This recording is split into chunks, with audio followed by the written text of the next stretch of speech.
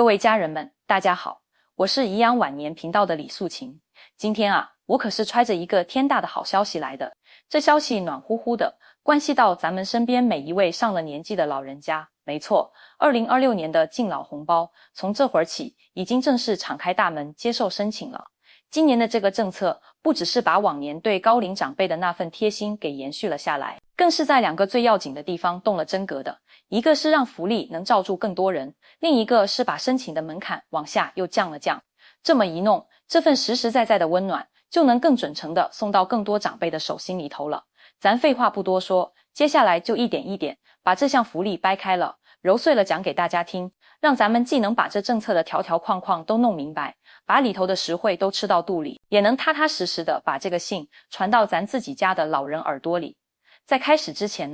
如果你觉得这些信息哪怕有一点点用，请一定给这个视频点个赞，并订阅慧智同行频道，或者在评论区评论1，都是对李素琴我最大鼓励。我们这就进入正题。首先咱们先把这最核心、大伙儿最惦记、最想知道的福利内容给说得明明白白的。2026年的这个敬老红包清清楚楚地说了，是发给全体70岁以及70岁以上的老年朋友的。只要岁数到了，每一位符合条件的老人都能领到一笔5000块钱的现金补贴。您可别小看这5000块钱，对于咱们的老年朋友来说，这笔钱能派上大用场。不管是用来贴补平常的柴米油盐，买点常用的健康用品和药品，还是想去报个兴趣班，参加一下社区的活动，给自己找点乐子，丰富一下晚年精神生活，这都是一笔能看得见、摸得着的支持。对老人来说，这笔钱它可不单单是存折上的一串数字，它一方面是对咱们高龄老辈人基本生活的一份扎实保障，另一方面更是对他们这一辈子为家庭、为社会辛辛苦苦付出的那份心血，一种深深的认可和暖到心窝里的回馈。而今年这个敬老红包政策最亮眼、最让咱们广大长辈和家里儿女们觉得提气的地方，还得说是那个排付的门槛。今年是全面放宽了。熟悉以前政策的朋友都知道，敬老红包作为一项普惠性的民生福利，它一直设有一个排付的标准，核心目的呢是希望把福利资源更精准地送到那些真正需要的人手上，避免公共资源的浪费。现在随着咱们整个养老和福利体系越来越完善，今年的政策也跟着进一步优化了。怎么优化呢？就是把过去一些卡得特别死、一点弹性都没有的限制条件给删减掉了。这一下子就让很多原来只是因为那么一点点细微差距没达标，但又实实在在年满70岁的长辈们，都能顺顺利利地被圈进这个福利的范围里来了。这么说可能有点抽象，咱往实在了看，这个暖心的调整带来的效果那可是立竿见影的。今年有资格领取敬老红包的老年朋友人数跟去年一比，足足多出来了8万人。这8万个新增加的名额，它背后可是8万个家庭的满满期盼和真真切切的喜悦，更是咱们的政策越来越优化，越来越有人情味的生动体现。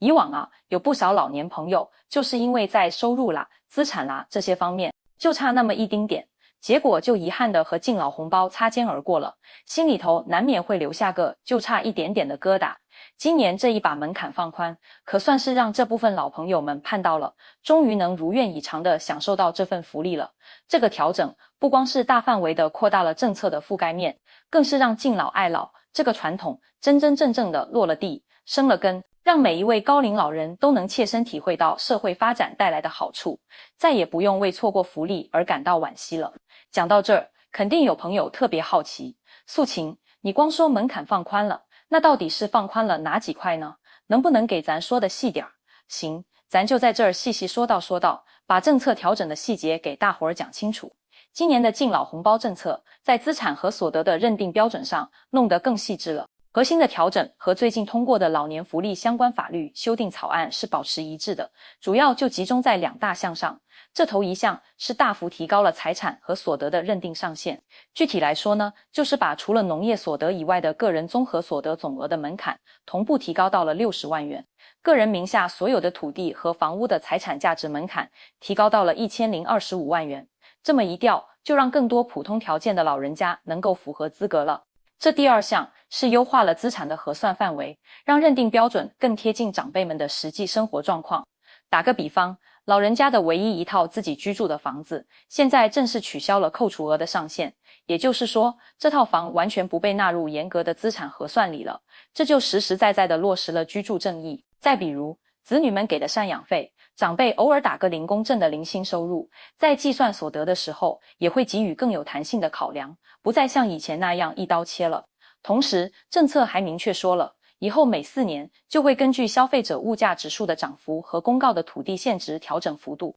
来重新检讨和调整这个排富门槛，建立起一个能跟着时代一起进步的动态机制。简单来讲，现在对长辈们财富状况的评估变得更灵活、更合理了，既保留了对弱势长辈的精准帮扶，也让更多收入稳定但并不宽裕的普通长辈能够符合条件，真正做到了福利政策既要有普惠性，又要有针对性，在这两者之间找到了一个很好的平衡点。除了排富门槛放宽这件大事，今年敬老红包的申请流程也延续了过去那种便民的贴心设计，整个过程的出发点就是尽可能减少长辈们的麻烦。考虑到高龄长辈们身体状况各不相同，有些长辈对智能手机、电脑这些设备操作起来不熟悉，所以政策还是以不用你申请就直接给为主，自己申报为辅。绝大多数符合条件的老人家完全不用专门为了这个事跑一趟，也不用费心准备各种各样的文件材料，相关的单位会通过跨部门的大数据比对，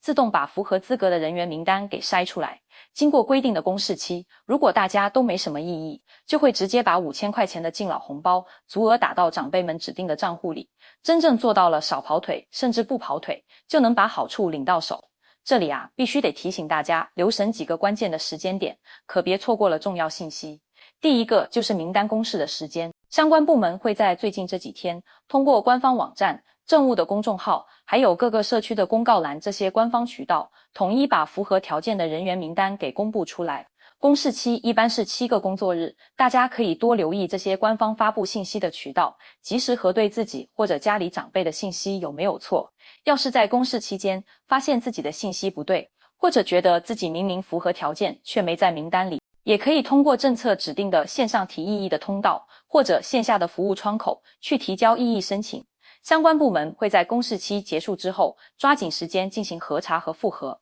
然后把处理的结果反馈给申请人，实实在在地保障好每一位老人的合法权益。第二个要紧的时间点就是红包发到账上的时间。按照往年的惯例和今年的政策规划，预计在公示结束之后的15个工作日内，敬老红包就会陆陆续续的汇到大家的健保卡金融账户或者指定的银行账户里。部分县市也支持汇到敬老悠游卡的金融账户里。这里我建议各位长辈提前确认一下自己这几个账户的状态是不是正常，特别是健保卡的金融功能或者敬老悠游卡是不是已经开通了，银行账户是不是在正常使用，可别因为账户没开通被冻结了，或者悠游卡超过6个月有效期这类问题影响了款项进账。要是超过了预计的到账时间还没收到钱，可以直接拨打官方的咨询专线，或者去就近的区公所服务柜台、户政事务所问一问，工作人员都会很耐心的给您解答，帮您解决问题的，确保每一位符合条件的老人家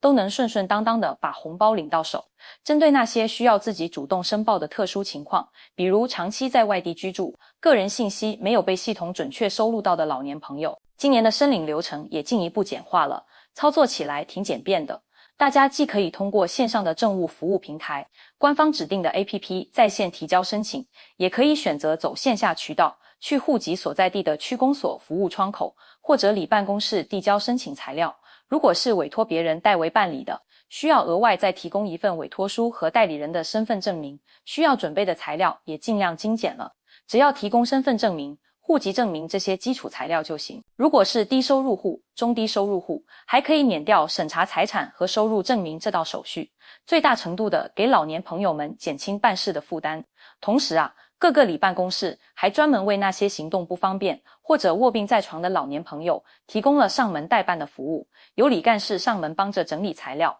完成申报。99岁以上的高龄长者更能享受到李干事亲自把服务送上门的好待遇，确保每一位符合条件的老人都不被落下，都能顺顺利利地完成申领。说到这儿，可能不少长辈心里会有个疑问，素琴，我已经在领着养老金或者年金、高龄津贴了，还能同时再领这笔敬老红包吗？我在这儿给大家一个明确又肯定的回答，完全可以。敬老红包是一项独立的普惠性老年福利，它和养老金、高龄津贴、健保补助等等其他各类长期照顾的福利互相之间都不冲突、不影响。符合条件的长辈完全可以同时享受这些福利，不会因为领了其中一项就把另一项的资格给取消了。这种福利加成的效果，等于是在为长辈们的晚年生活编织起一张更结实、更紧密的保障网，让大家伙儿的老年日子过得能更安心、更踏实。肯定还有很多朋友关心，今年新增加出来的这8万个领取名额，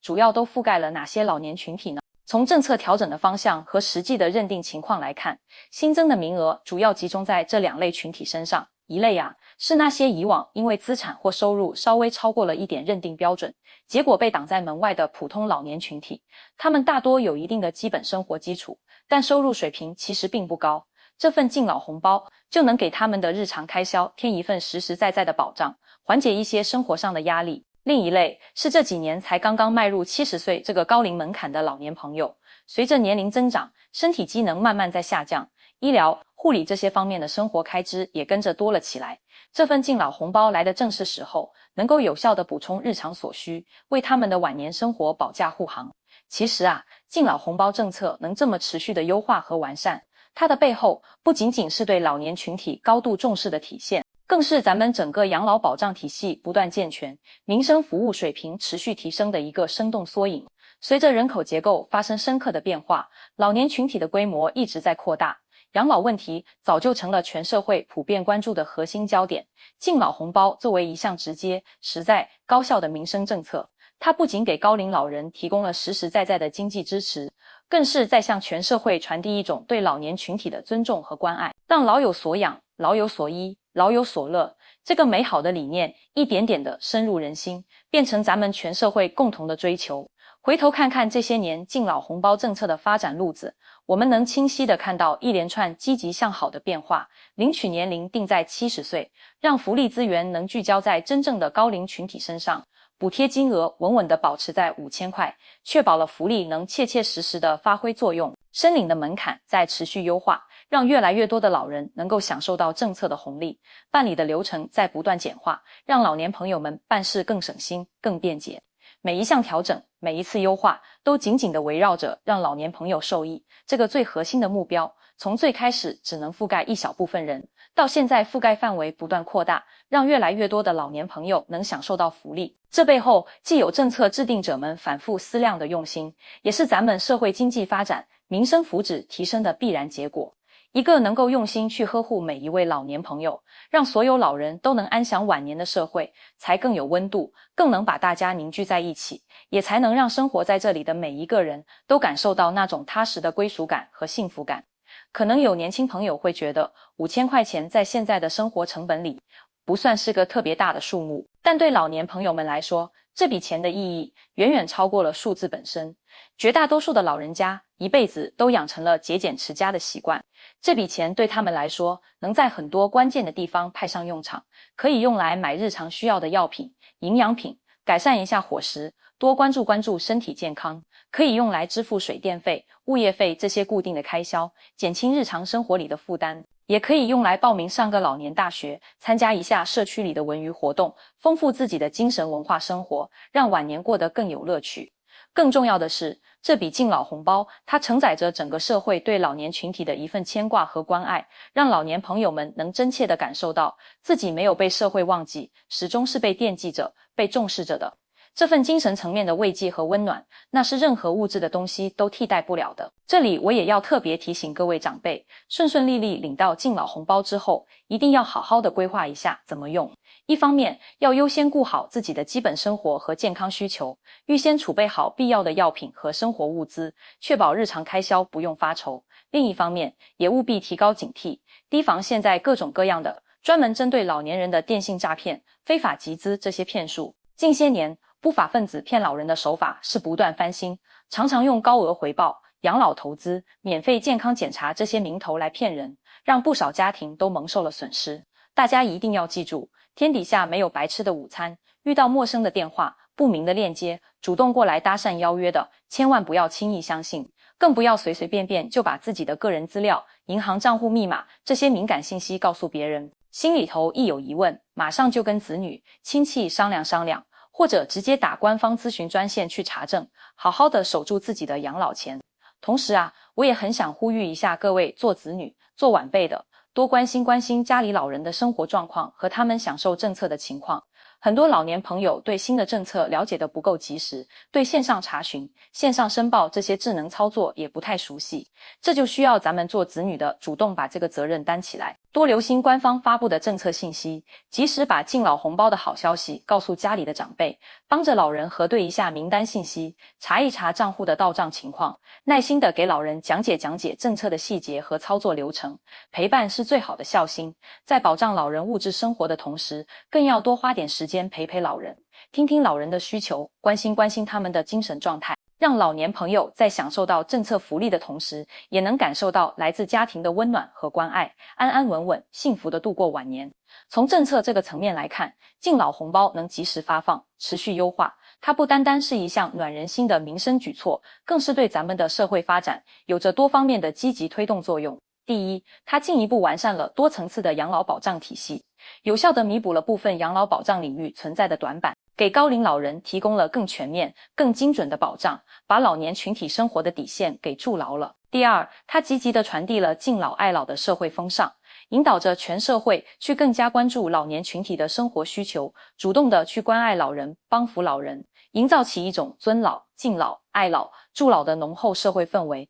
把中华民族的这个传统美德给传承下去。第三，它充分地体现了社会发展成果要由全体人民共享的这个理念，让老年朋友们能够切切实实地享受到经济社会发展带来的红利，不断增强所有老百姓的幸福感、获得感和安全感，凝聚起全社会共同发展的强大合力。可能有朋友会关心，那明年的敬老红包政策还会继续调整吗？目前啊，相关的部门还没有发布明确的通知，但是从近些年政策发展的趋势来看，敬老爱老的政策力度只会越来越大，福利政策也会越来越完善，越来越贴合老年朋友们的实际需求。随着社会经济的持续稳定发展，支撑养老保障的财政能力也在不断增强，相信未来会有更多的老年群体被纳入到普惠性的福利保障范围里来，养老保障的覆盖面会更广，保障的水平会更高，服务的质量也会更优。我们也满心期待着未来的敬老政策能够更精准地对接上老年朋友们多样化的需求，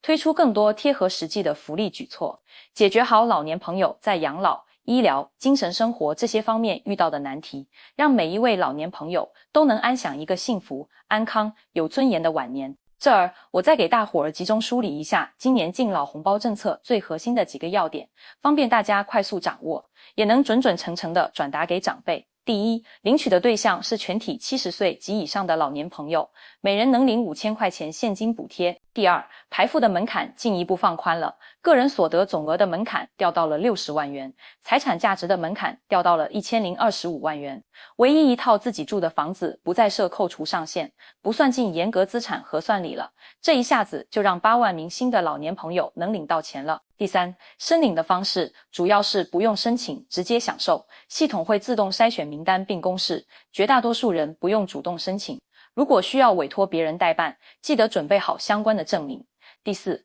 补贴的钱会发到健保卡的金融账户、指定的银行卡或者敬老悠游卡里，记得提前确认一下账户和卡片的状态是不是正常。第五，这笔钱和养老金、高龄津贴、老农津贴等其他养老待遇都不冲突，可以同时享受，不会影响你领别的福利。如果大家还有其他什么疑问，比如怎么查自己符不符合条件，公示名单具体在哪儿看，账户没收到钱该怎么快速处理，这些都可以通过官方渠道去获取最准确的答案。官方的咨询热线、区公所的服务窗口、里办公室都会安排专业的工作人员给大家提供细致的解答和贴心的帮助。大伙儿不用着急，也不用焦虑，耐心等着名单公示和资金到账就行。万一真的遇到什么问题，及时去咨询，及时去处理，确保自己的合法权益不受影响。敬老爱老是中华文化传承千年的美德，也是每个社会成员应尽的责任。2026年敬老红包政策的落实与推行，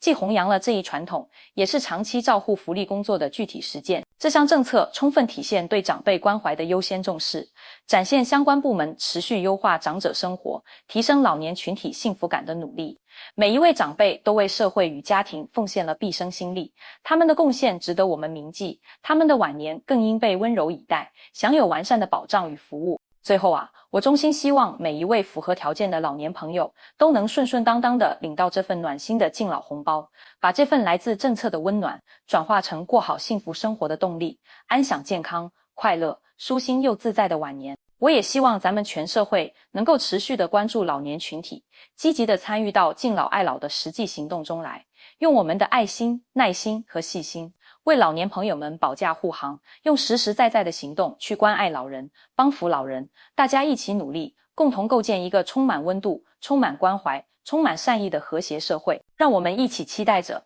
未来能有更多像这样惠民利民的民生福利落地生根、开花结果，让每一个人在岁月的长河里都能切切实实地感受到来自社会的温暖与善意，共享发展的美好成果。好啦，今天关于敬老红包政策的解读到这儿就差不多跟大伙儿说完了，非常感谢各位听众朋友的耐心收听。如果您身边有70岁以上的老年朋友，记得一定要在第一时间把这个好消息告诉他们，让这份暖心的福利能惠及更多的人，让更多的老年朋友享受到政策的关怀。最后，我衷心祝愿每一位老年朋友身体健康，福寿绵长，笑口常开。祝愿每一个家庭都和和美美，平平安安，万事如意。咱们下次再见。